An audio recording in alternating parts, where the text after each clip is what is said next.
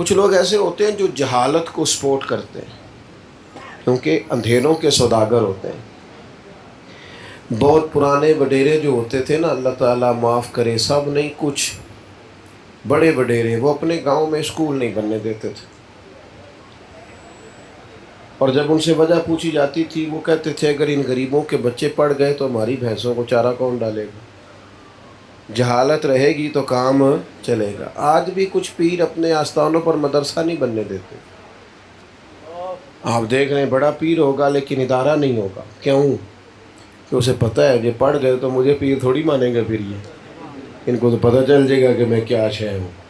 لہٰذا وہ علم کے فروغ میں اپنا کردار ادا نہیں کرتے. علم جہاں بھی آتا ہے، روشنی جہاں بھی آتی ہے، شعور دیتی ہے، انسان کی آنکھیں کھولتی ہے. آپ ابھی میرے دوست بڑے پیار والے تھے ہمارے نقیب محفل، اللہ مزید جذبہ عطا کرے، لیکن وہ میں یہ دیکھ رہا تھا کہ انہوں نے جذبات میں مجھے ہی آفتاب ولایت کہہ دیا.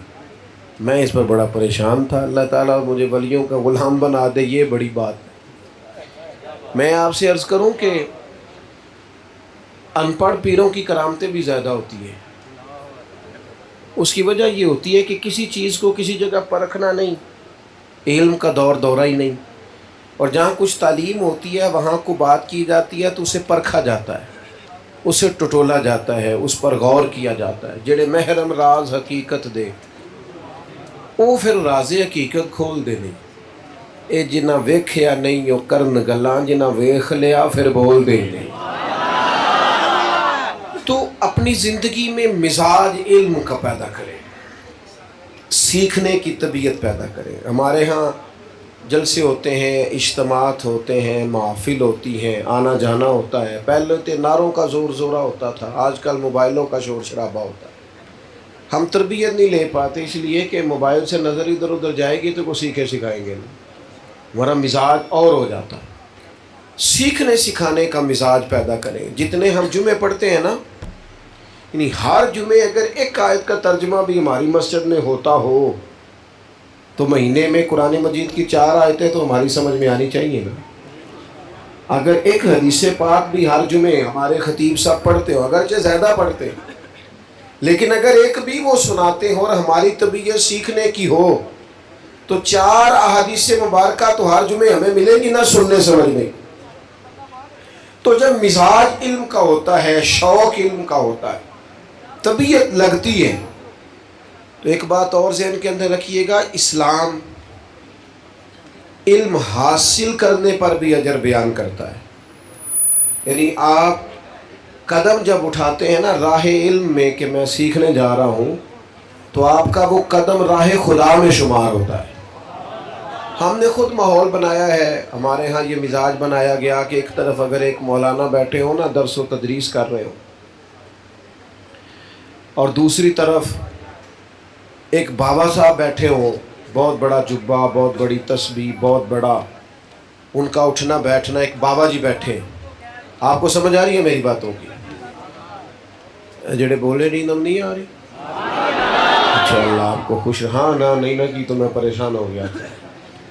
آپ غور کریں کیا عرض کر رہے ہیں. ایک طرف ایک عالم کو بٹھائیں، آپ فقہ کی کوئی کتاب دے کے وہ درس فقہ دے رہے ہیں، اور ایک طرف ایک بابا جی اگر بٹھا دیے جائیں بڑی تسبیح دے کے بات سنیں آپ، اور وہ بیٹھے ہیں جناب دم درود ہو رہا ہے، تو مجھے بتائیے قوم زیادہ کدھر جاتی ہے؟ یہ قوم کی غلطی نہیں، یہ ہمارے اسٹیجوں سے علم کی تائید ہی نہیں کی گئی، فروغ ہی نہیں دیا گیا. عالم جتنا مرضی بڑا بھی ہو لوگ اسے پیر ماننے کو تیار نہیں ہوتے. ہم نے مزاج ہی نہیں بنایا. ہمارے ہاں مزاج یہ ہے کہ لوگ بابا جی کی طرف زیادہ جا رہے ہیں. کوئی نیک آدمی ہے لوگ ادھر جاتے ہیں تو حرج کی بات نہیں کر رہا، لیکن جو مزاج دین ہے، جو طبیعت ہمیں عطا کی گئی اور جو حضور علیہ السلام نے ہمیں سمجھایا ہے، وہ کیا؟ اللہ کے محبوب علیہ السلام مسجد نبوی شریف میں تشریف لائے. 2 حلقوں میں صحابہ بیٹھے تھے. ایک حلقے میں لوگ اللہ کی یاد کر رہے تھے، ذکر اذکار کر رہے تھے، اور ایک حلقے میں لوگ تعلیم کی بات کر رہے تھے. ایک آدمی پڑھا رہے تھے، سنا رہے تھے، باقی سیکھ رہے تھے، سن رہے. اللہ کے حبیب علیہ الصلوۃ والسلام دونوں کے بیچ کھڑے ہو گئے اور حضور نے فرمایا دونوں محافل خیر کی ہیں، یہ دونوں حلقہ جات خیر کا کام کر رہے ہیں، لیکن فرمایا چونکہ مجھے معلم بنا کر بھیجا گیا ہے لہٰذا حضور اس محفل میں بیٹھ گئے جہاں دین پڑھایا جا رہا، اس طرف حضور نے توجہ کی۔ جب تک ہم مزاج پڑھنے پڑھانے کا، سیکھنے کا، سمجھنے کا پیدا نہیں کرتے اتنی دیر تک ذہن سازی نہیں ہوتی، تعمیر شخصیت نہیں ہوتی۔ یہ ہمارے لوگ کسی بھی نئے آدمی کی بات سن کے جلدی متاثر کیوں ہو جاتے ہیں؟ اس لیے کہ وہ اپنے عقیدے کے دلائل نہیں جانتے، انہوں نے چیزوں کو پڑھا نہیں ہے، ان کو پورے طور پر بتایا نہیں گیا کہ حقائق کیا ہے اور ہمارا دراصل فلاں معاملے میں ہماری اصل رائے کیا ہے۔ فروغ علم نہیں ہے۔ اور اگر کبھی مواقع آتے ہیں یہ جس طرح محافل ہوتی ہیں، اجتماعات ہوتے ہیں، تو اس میں زیادہ تر لوگ ہمارے ہاں وہ آتے ہیں جنہیں یا داد چاہیے یا امداد چاہیے، دو ہی چیزیں ہیں۔ ہم فروغ علم کا، مجھے بتائیے اگر میاں بیوی کے حقوق پر تقریر کی جائے تو کیا یہ نبی پاک کا دین نہیں؟ اس پر گفتگو نہیں ہو سکتی، اس عنوان پر جلسہ نہیں ہو سکتا۔ اگر حقوق والدین پر، حقوق ہمسایوں کے حقوق پر، بہن بھائیوں پر اگر کوئی گفتگو ہو جائے تو کیا یہ حضور کا دین نہیں؟ لیکن کوئی نقطہ ڈھونڈ کے لایا جائے، کوئی ایسی بات لائی جائے جس سے واہ واہ قوم اس پر تھوڑی نعرے بازی کرے، کچھ دیر بہت زیادہ لوگوں کے جذبات ہوں۔ اور میرے جیسا کمزور آدمی تو کئی دفعہ بڑا ڈر رہا ہوتا ہے اسٹیج پہ، وہ نقیب محفل دوڑتا ہے، ادھر ادھر جاتا ہے، کہتا ہے میں جملہ دینے لگا، تو کئی دفعہ ڈر لگتا ہے کہ پتہ نہیں جملہ دے گا کہ ساتھ بم بھی چلائے گا، کیونکہ وہ تو بڑی بھاگ دوڑ کر رہا ہے۔ تو کھڑا ہو سیدھا سیدھا، جو بات سادی سی ہے اسے کر دے، جو رائے تو نے دینی ہے اس کا اظہار کر۔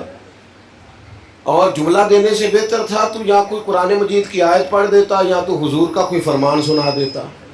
تو کوئی اللہ دیکھے نا، ہر نقیب، ہر خطیب، ہر نعت کا کہہ رہا ہے نا سارا قرآن حضور کی تعریف کہتے ہیں نا، تو پڑھنی تو چاہیے نا پھر آیات، پڑھ پھر بھی آپ شعر رہے ہیں، شعر اچھا ہو تو پڑھنے میں حرج نہیں، لیکن آپ علم کا فروغ کریں گے، آپ اشاعت علم میں اپنا کردار ادا کریں۔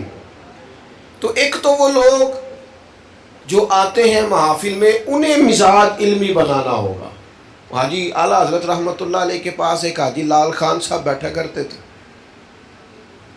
تو وہ سن کے علماء کے پاس بیٹھ کے ان کا یہ ماحول ہو گیا تھا کہ وہ مسائل میں اپنی رائے رکھتے تھے، وہ بتایا کرتے تھے کہ میں نے یہ بات وہاں سے سنی۔ اعلیٰ حضرت رحمۃ اللہ علیہ سے جب پوچھا گیا علم حاصل کرنے کے ذرائع کیا ہیں تو فرمایا ایک تو باقاعدہ آپ نے کورس پڑھا ہے نا، ایک فرماتے آپ نے مطالعہ کیا، اور صحبت علماء، عالم کے پاس بیٹھنا بھی بہت بڑا ذریعہ علم ہے کہ آپ کو وہاں سے دین کی بات ملتی ہے۔ تو اپنے مزاج کو علمی بنائیں، سیکھنے کا بنائیں۔ ہم نے کتنی ڈائریاں بنائی ہوتی ہیں، تو کیوں نہ ہم جو جمعے والے دن سنتے ہیں اسے لکھیں، کیوں نہ کبھی کبھی ہم فرمائش کریں کہ ہمارا دل کرتا ہے نبی پاک کی سیرت کا فلاں پہلو بیان کیا جائے، قرآن مجید کے فلاں عنوان پر روشنی ڈالی جائے کہ ہاں آپ یہ پیغام دے کے دیکھیں، آپ کے خطیب صاحب کو خوشی ہوگی، وہ پسند کریں گے کہ یار آپ نے توجہ کی ہے، آپ کو چاہ رہے ہیں۔ اپنے مزاج کو علمی بنایا جائے، اس میں ذوق پیدا کیا جائے۔ حضرت جابر ابن عبداللہ رضی اللہ تعالیٰ عنہ بڑے عظیم المرتبت صحابی ہیں، اور یہ وہ خوبصورت شخصیت ہے جنہیں حضور علیہ السلام کی دعائیں حاصل ہیں۔ نبی پاک علیہ ان کے والد شہید ہو گئے تھے تو حضور ان پر بے پناہ توجہ فرماتے، کرم نوازی کرتے۔ انہوں نے سیکھا، اور صحابہ کرام علیہم رضوان میں سے آپ کو مختلف لوگ مختلف احادیث کو روایت کرتے اس طرح ملیں گے کہ تمام لوگ یک وقت حضور کی محفل میں موجود نہ ہوتے تھے، اپنے اپنے کام کاج پہ جانا حضور کی منشا بھی تھی، حکم بھی تھا، تو جو موجود ہوتے تھے اس وقت وہ روایت سن لیتے۔ تو حضرت جابر ابن عبداللہ مدینہ منورہ میں رہتے تھے، انہیں پتہ چلا کہ مصر میں ایک صحابی ہے جن کے پاس حضور کی ایک حدیث ہے جو میں نہیں سن سکا، ان کے پاس موجود ہے اور وہ مصر میں ہے۔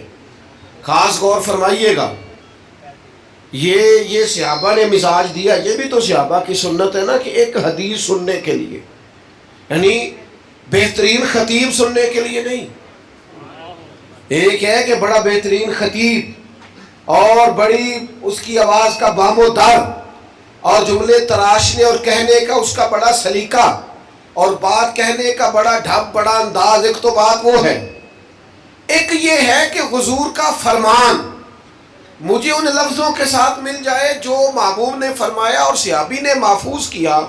حضرت جابر ابن عبداللہ کو پتہ چلا کہ وہاں مصر میں وہ ایک حدیث پاک ان کے پاس ہے، گھوڑا بھی موجود نہیں تھا۔ جناب جابر ابن عبداللہ نے اسپیشل نیا گھوڑا خریدا، اس پر کجاوا ڈالا، اور پھر وہ گھوڑے پر بیٹھ کر مصر روانہ ہوئے۔ پھر وہ ان صحابی کے گھر گئے، دستک دی، ان کا بچہ باہر آیا، فرمایا جا کے اندر بتاؤ کہ جابر ابن عبداللہ ہے اور آپ سے ایک حدیث پاک سننی ہے، ان کو بتاؤ۔ وہ بچہ یا غلام ان کا جو باہر آیا تھا، اس نے اندر جا کے بتایا تو وہ کہنے لگے یار حضرت جابر ابن عبداللہ میرے دروازے پہ، یعنی اتنا عظیم المرتبت آدمی جن کے پاس مجھے جانا چاہیے، وہ جا کے پھر پتہ کرو۔ وہ کیسے ہو سکتے ہیں؟ وہ تو شہر علم و حکمت، شہر علم و فضل، مدینہ طیبہ کی بارونق اور عظیم المرتبت فضاؤں، پتہ کرو۔ تو دوبارہ باہر آیا کہ کہا نہیں جناب جابر ابن عبداللہ ہی ہے۔ تو وہ صحابی دوڑے آئے، آگے کہنے لگے کمال ہو گئی آپ اور میرے گھر، یہ نصیب کس طرح آنا ہوا؟ کہا سنا ہے۔